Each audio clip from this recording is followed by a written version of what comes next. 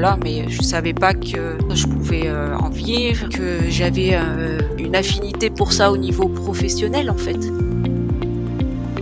De pouvoir aider ces gens et ça me porte autant que ce que aider les gens en tant qu'infirmière m'apportait. Je suis fière de moi, de toutes les étapes que j'ai passées pour en arriver là. Je suis à ma place. Voilà, c'est vraiment ça, je suis à ma place et je suis super contente pour ça. Bonjour, bienvenue sur le podcast de Ma Révolution Pro, le podcast qui vous aide à sauter le pas de la reconversion professionnelle en vous proposant chaque dimanche les meilleurs outils du développement personnel, des témoignages inspirants et des conseils d'experts. Je suis Clarence Mirkovic, coach professionnelle et consultante en bilan de compétences. Comme chaque semaine, je vous lis un des commentaires que vous avez eu la gentillesse de me laisser sur iTunes. Il s'agit aujourd'hui de celui de Brigantine85. Excellent podcast, réalisation parfaite qui rend l'écoute très agréable. Top. Merci beaucoup Brigantine, ça me touche beaucoup. Je porte en effet beaucoup d'attention à ce que la qualité d'écoute soit bonne pour que ce soit le plus agréable possible pour vous. Si vous souhaitez vous aussi que je lise votre commentaire, laissez-moi-en un sur iTunes. Il sera peut-être sélectionné la semaine prochaine. Je reçois dans l'épisode de ce dimanche Marie, 45 ans. Ancienne infirmière au bloc opératoire, elle est aujourd'hui développeuse web en Isère. Elle aide les auto-entrepreneurs à développer leur présence en ligne. Une reconversion qui s'est imposée comme une évidence quand elle a compris qu'elle ne pouvait pas poursuivre son métier, les conditions de prise en charge des patients n'étant plus alignées avec ses valeurs. Elle nous raconte comment elle a réussi à faire d'une activité de loisir une profession et les difficultés qu'elle a rencontrées, notamment celle de devoir démarcher des clients et de se vendre, mais aussi le plaisir qu'elle a aujourd'hui à accompagner des entrepreneurs dans le développement de leurs projets. Bonjour Marie. Bonjour Clarence. Merci beaucoup d'avoir accepté l'invitation du podcast de Ma Révolution Pro. Merci à toi. Quelle est ton activité professionnelle aujourd'hui ? Aujourd'hui, je suis développeuse web, surtout au niveau des entrepreneurs. D'accord, donc tu as un statut d'indépendante, c'est ça ? Oui, c'est ça, je suis auto-entrepreneuse indépendante, ce qu'on appelle dans le milieu un peu freelance. Et donc j'aide les auto-entrepreneurs à développer leur business sur Internet grâce à leur site Internet. Ok. Et qu'est-ce que tu faisais avant de faire ce métier-là ? Avant, j'étais infirmière, donc ça n'a rien à voir. D'autant plus que j'étais infirmière en bloc opératoire. Ouais. Donc un milieu encore plus restreint et complètement à l'opposé de ce que je fais aujourd'hui. Oui, effectivement. Infirmière, c'est un métier que tu as commencé à quel âge ? À 20 ans, à la sortie du bac, les études se sont enchaînées. Donc infirmière à 20 ans, j'ai fait un peu de domicile. Et puis tout de suite, on m'a proposé un poste en bloc opératoire. Et comme j'avais fait un stage pendant ma formation, je m'étais dit, ça m'avait plu, donc je m'étais lancée là-dedans. Et en fait, j'en suis jamais sortie. J'ai même fait la spécialisation parce qu'en tant qu'infirmière, on peut travailler au bloc opératoire sans avoir la spécialisation bloc. Donc je l'ai faite en 2009 parce que j'étais sûre de continuer là-dedans. Et du coup, j'ai fait ma spécialisation. Ça permet d'avoir la reconnaissance du travail spécifique et en plus de garantir son poste, un revenu supplémentaire, plus intéressant. Donc c'était la suite logique en fait pour moi. Et ce métier d'infirmière, tu dirais que c'était une vocation quand tu as démarré plus jeune ? Quand j'étais plus jeune, je voulais travailler en rapport avec le corps humain parce qu'à la base, je suis très sportive et tout ce qui touchait le corps humain m'intéressait beaucoup. Alors j'hésitais entre kiné et infirmière et puis les choses se sont faites comme ça. Et je pense que c'est pour ça que le bloc opératoire me plaisait davantage que le reste, parce que le corps humain est quand même le centre de l'activité. Le côté relations humaines me manquait pas à l'époque, parce que c'est vrai qu'au bloc, on a moins de relations avec les patients que les autres infirmières en service ou dans les autres milieux. Ça me manquait pas, ça me convenait. Et du coup, ça fait combien de temps que tu fais cette nouvelle activité de développeuse web ? Alors, cette nouvelle activité est récente, elle a 1 an pour moi. Donc j'ai arrêté mon cursus d'infirmière l'année dernière. Ça fait tout juste 1 an, c'est l'anniversaire là, c'est ce mois-ci. Joyeux anniversaire. Ouais, c'est une nouvelle vie qui a commencé pour moi, une autre complètement différente. En fait, le pourquoi j'ai changé, c'est lié en fait au côté éthique du métier d'infirmière. C'est pas le métier en soi que j'ai adoré, mais c'est vraiment que le temps actuel de la prise en charge des patients ne correspondait plus à ce que je voyais. Le côté humain, en fait, me posait beaucoup de problèmes et je pouvais pas continuer comme ça personnellement dans mes valeurs. Donc j'ai eu beaucoup de remises en question, mais aujourd'hui, je regrette pas mon choix. Je pense que j'ai fait le tour de mon activité professionnelle en tant qu'infirmière et puis je m'étais dit, quitte à changer, pas attendre et le faire maintenant. Et du coup, tu as démissionné? J'ai été salariée de l'hôpital, fonctionnaire, pas à temps plein parce que j'ai fait ça j'ai encore des enfants, donc voilà. Donc oui, j'ai démissionné et puis ça a été un peu compliqué parce que démissionner, c'est pas si simple que ça. On peut avoir plusieurs refus, enfin voilà. Donc ça a mis un peu de temps et puis ça s'est fait sur un accord, voilà. Donc, ce que je comprends, c'est qu'à un moment donné, tu as commencé à te sentir un peu... ce qui se passait à l'hôpital ne te convenait plus, qu'il y avait un décalage avec tes valeurs et la façon dont on pouvait s'occuper des patients, c'est ça? Voilà, c'est ça. Et comment cette idée de développeuse web est venue? En fait, je développe à titre de loisir personnel depuis plus de 20 ans j'ai commencé tôt, c'était 2002-2003 par là. En tant que loisir, pour développer des sites internet pour des clubs sportifs, des associations. Puis au niveau sport, on est monté avec mon mari au niveau national, on gérait des commissions et tout ça, et à chaque fois il fallait des sites internet. C'est un milieu qui est bénévole, donc en fait, je me suis investie là-dedans, et puis finalement j'ai beaucoup avancé, beaucoup progressé, appris à coder toute seule. Et en fait, quand j'ai décidé de faire ma reconversion, je savais pas que j'avais un niveau qui était pas assez élevé, mais assez suffisant du moins pour en fait passer mon diplôme de développeur par le biais de la VAE. Donc j'ai démarré ma formation par le biais de la VAE il y a 18 mois, un peu plus d'1 an, et pendant que ça se déroulait, en fait, j'ai démissionné. Voilà. Donc, donc pendant tout le process, tout le temps dont tu disais ça a pris un peu de temps de démissionner, pendant cette période-là, tu as passé ta VAE de développeuse, c'est ça? Voilà. Donc j'avais en fait 5 modules à passer, et en fait j'en ai validé 3 par le biais de la VAE, donc j'en avais 3 à réaliser officiellement en cursus standard. Donc ça m'a fait gagner du temps. Et d'un autre côté, je me rends compte que l'expérience que j'avais acquis au cours de mes années de bénévolat dans des associations et autres, en fait, m'ont donné beaucoup d'expérience et de confiance, parce que tout ce que j'ai appris, tout ce qu'on me demandait de faire que j'ai appris en parallèle pendant la formation complémentaire, en fait, ça me parlait et c'était très concret. J'avais plus d'assurance en fait avec un diplôme validé que de partir avec un diplôme sans avoir eu l'expérience avant. Donc, c'est sûr, ça a été un plus pour moi qui était incroyable. Ouais, c'est un super parcours. Et du coup, comment ça s'est passé la bascule en fait quand tu as commencé à te sentir en difficulté à l'hôpital? Est-ce que c'est venu tout de suite? Est-ce que ça a été une évidence, cette reconversion vers cette voie-là ou pas? Non, ça n'a pas été une évidence parce que c'était pour moi un vrai loisir. Et puis je me sentais je savais pas que j'étais entre guillemets compétente. Moi, je bricolais, je faisais des sites, voilà, mais je savais pas que réellement je pouvais en vivre et que j'avais une affinité pour ça au niveau professionnel en fait. Quand j'ai compris que je pouvais plus faire infirmière, que c'était plus avec mes valeurs, j'ai réfléchi à ce que je pouvais faire. Et puis là, ça a été une évidence après coup, en fait. Mmh. Donc tu t'es posée, t'as réfléchi de manière un peu plus concrète, un peu plus pragmatique, et c'est là que l'évidence est venue, c'est ça? Ouais, c'est ça. En fait, j'ai pas été accompagnée dans cette reconversion. C'est pour ça que peut-être que ça a mis du temps, parce qu'en fait, le côté éthique de vouloir quitter mon travail, c'est que j'ai pas fait un burn-out, mais en fait, je pouvais plus exercer dans les conditions actuelles.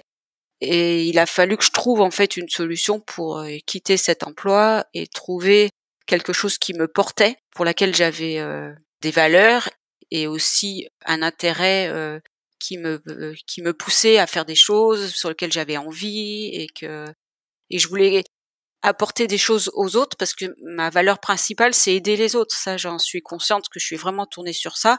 Même si le bloc opératoire, c'était pas ça, au fil des années et de l'âge, je pense qu'à 20 ans, on n'est pas comme à 40 ans. Le contact avec l'humain, aujourd'hui, j'ai trouvé quelque chose où je me porte sur le problème ou l'envie des gens, est-ce qu'ils ont envie de faire, plutôt que leur côté santé, quoi. Et j'ai quand même gardé cette fibre d'accompagner les gens, mais autrement. Du coup, je trouvais que c'était intéressant. Mmh. Tu as quel âge aujourd'hui? Aujourd'hui, j'ai 45 ans. Ok, donc tu as fait cette bascule à 44 ans, c'est ça, puisque c'était il y a 1 an? Ouais, alors la bascule, pour moi, elle s'est faite Dans ma tête, on va dire en 3 ans. Donc à partir de 42 ans, là, j'ai commencé à me poser des questions. Oui. Tu dis ça a pris 3 ans, le moment où tu as commencé à te poser des questions et le moment où tu as passé ta VAE et tu t'es installée en tant qu'auto-entrepreneur, c'est ça? Oui, c'est ça. Disons que j'ai mis 2 ans pour me dire: «Bon, j'arrête ça, il faut que je fasse autre chose», mais quoi? Après, on est beaucoup dans le milieu du sport avec mon mari, donc je me suis, est-ce que je m'oriente dans le sport? Tous les diplômes qu'on a, en fait, c'est des diplômes de fédéraux, donc c'est pas des diplômes pour lesquels on peut être rémunéré. On peut encadrer, on a les compétences, mais en fait, on peut pas, c'est pas des brevets d'État, c'est pas un travail pour lequel on peut être rémunéré. Donc je pouvais pas me développer là-dessus, mis à part refaire des formations, et pour moi, c'était trop lourd. J'avais pas envie de... Avec l'âge, on se dit que le sport, à 45 ans, c'est pas comme quand on a 20 ans. Donc je me voyais pas à 60, 65 ans encore encadrer des activités sportives. Peut-être qu'au niveau physique, j'aurais pas suivi. Donc du coup, voilà, ça a été un gros questionnement sur ça, et c'est là que petit à petit, en fait, l'évidence, ça a été le développement. Je peux te demander dans quel sport vous êtes beaucoup investi? Alors, c'est du sport de pleine nature. C'est un peu particulier, c'est tout ce qui touche le canyoning, la nage en eau vive, l'hydrospeed, l'escalade, la via ferrata, le VTT, enfin voilà. On s'occupe d'un club CAF avec mon mari depuis qu'on s'est connus, donc ça fait 30 ans, on va dire. Depuis nos 15 ans, en fait, on commence à encadrer en milieu associatif, et puis petit à petit, on a monté nos structures, passé les diplômes. On baigne dedans, en fait, depuis le début. Super. Comment ont réagi tes proches quand tu as pris cette décision de démissionner de l'hôpital? Alors, au niveau des parents, qui est une génération où on a un travail, un métier, on a embauché, surtout fonctionnaires, quitter la fonction publique pour aller se lancer en freelance, ça ils comprenaient pas. C'est un salaire garanti, enfin voilà, il y a toute la sécurité de l'emploi, il y a tout un panel qui est à prendre en compte, qui pour eux est primordial par rapport au bien-être. Que actuellement on se pose plus peut-être de questions sur notre bien-être que sur la garantie de l'emploi. Enfin, en tout cas, moi, c'est l'option que j'ai prise. Par contre, mon entourage, mon mari et tout ça, il n'y a pas eu d'incidence. Enfin, il a très bien compris que je pouvais plus continuer comme ça et qu'il fallait trouver une autre solution.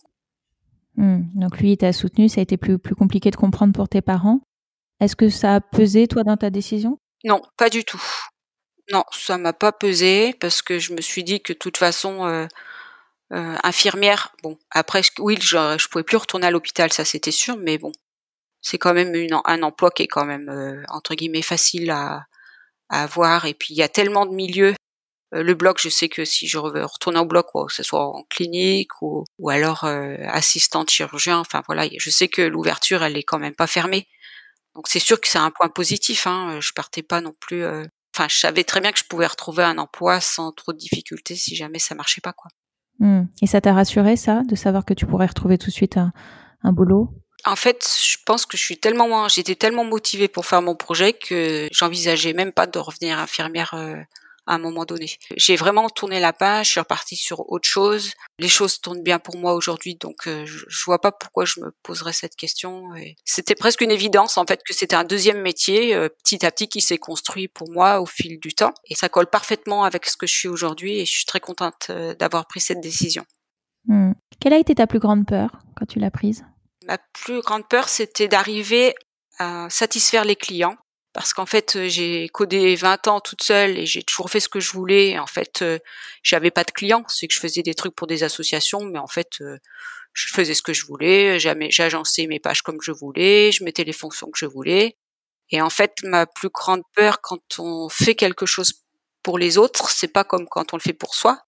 Faut savoir bien écouter ce que disent les gens, même si en fait ça colle pas avec ce que nous on pense. Il faut quand même savoir leur apporter ce que eux ils veulent et trouver cet équilibre entre les deux. Au début, ça m'a posé des problèmes parce que j'avais pas forcément la même vision que les gens. Même si je savais que ma vision était meilleure, il faut aussi prendre en compte leur vision et leurs besoins, que eux s'approprient le projet. Quand j'établis un site internet, c'est pas le mien en fait, donc il faut vraiment que je m'adapte à ce que eux ils veulent en faire ressortir, tout en leur expliquant qu'il y a quand même des bases qu'il faut respecter. Donc c'est ce juste milieu qui au début je pensais pas me heurter à ce problème-là parce que je l'avais pas identifié, mais maintenant je l'ai compris, donc j'essaye de faire le compromis entre les deux et généralement ça se passe bien. Ok. Et est-ce que tu as eu des peurs par rapport à ta décision ou c'était tellement évident pour toi que finalement il n'y en avait pas? C'était tellement évident qu'il n'y en avait pas. Par contre, la grosse peur que j'ai eue, c'est quand j'ai eu mon diplôme, que je me dis: «Ça y est, c'est parti». En fait, moi derrière mon ordi, tout allait bien, je codais, je faisais mes sites et tout ça.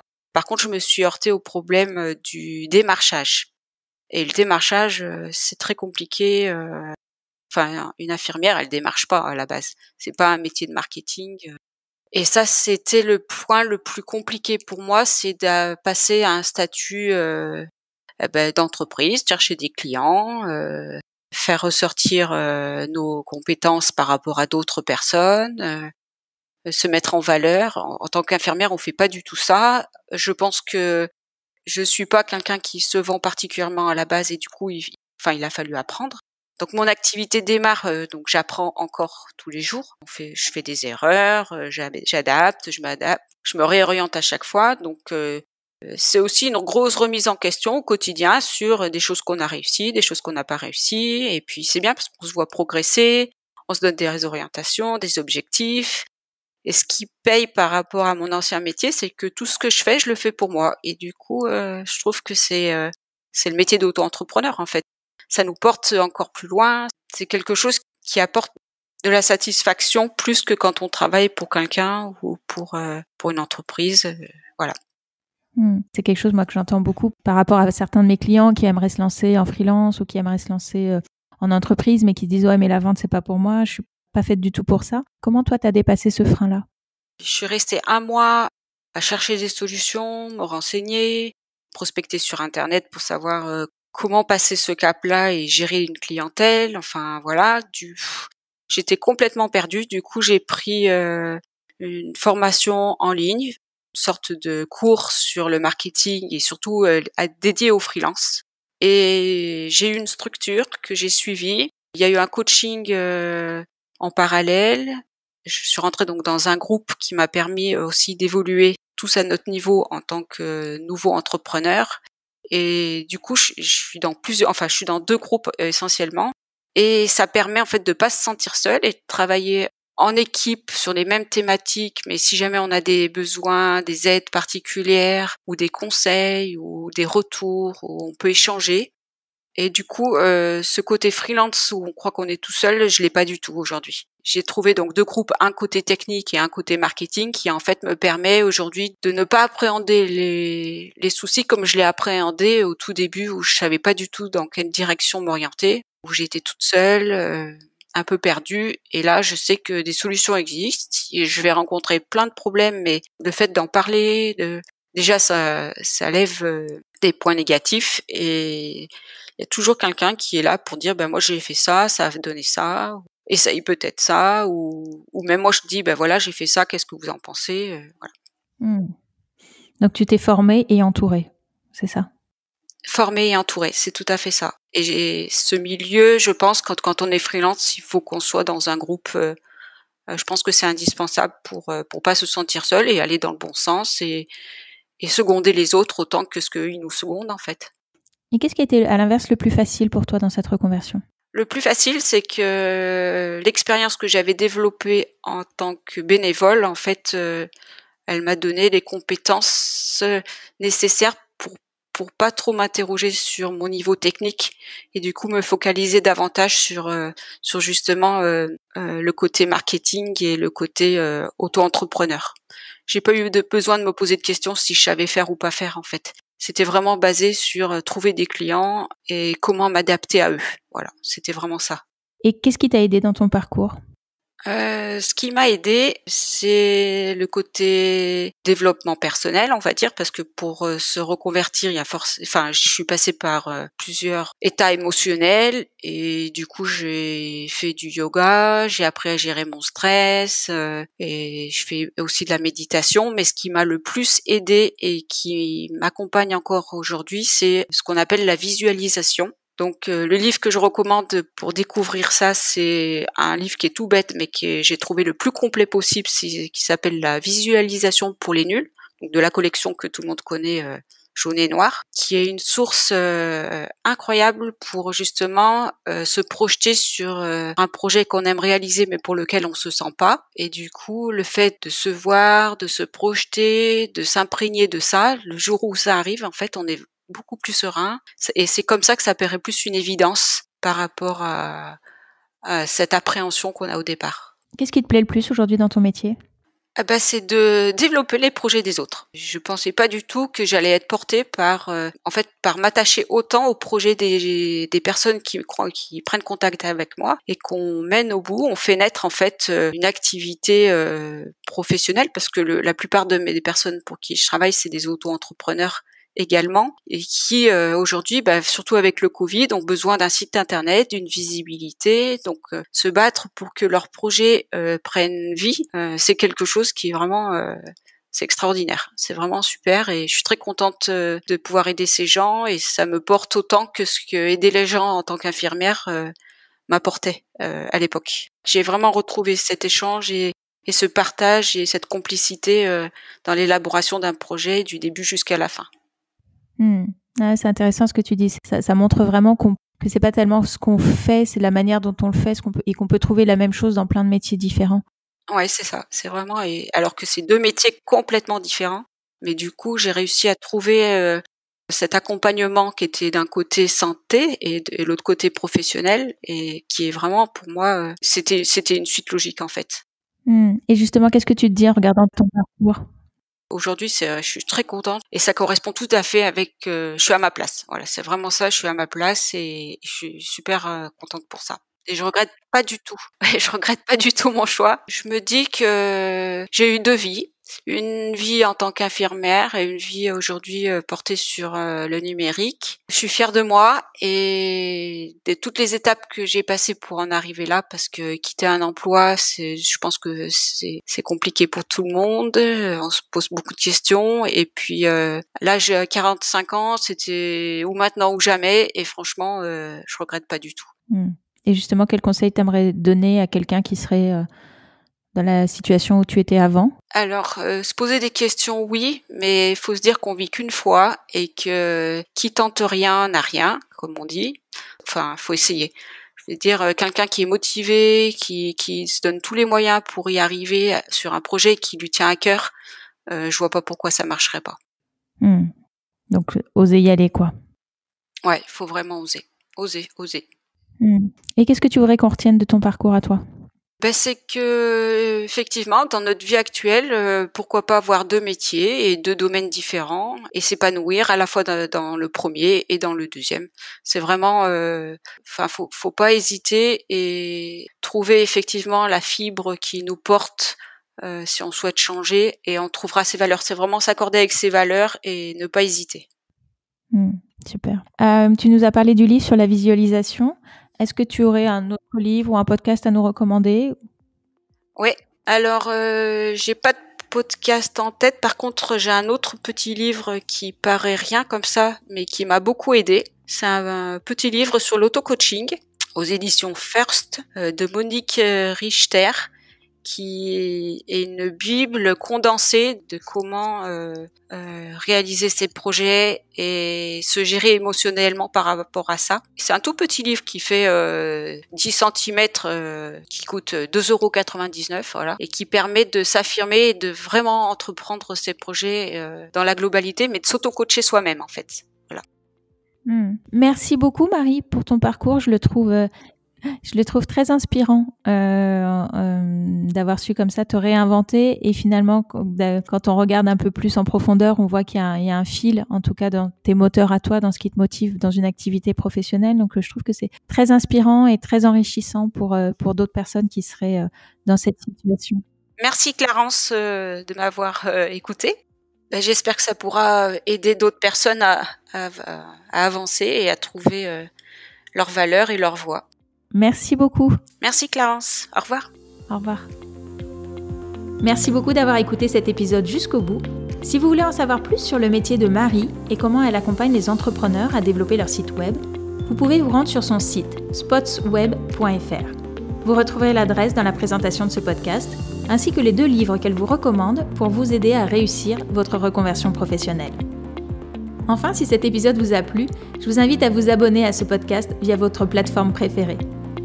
Je vous souhaite une belle semaine et je vous dis à dimanche prochain. Au revoir.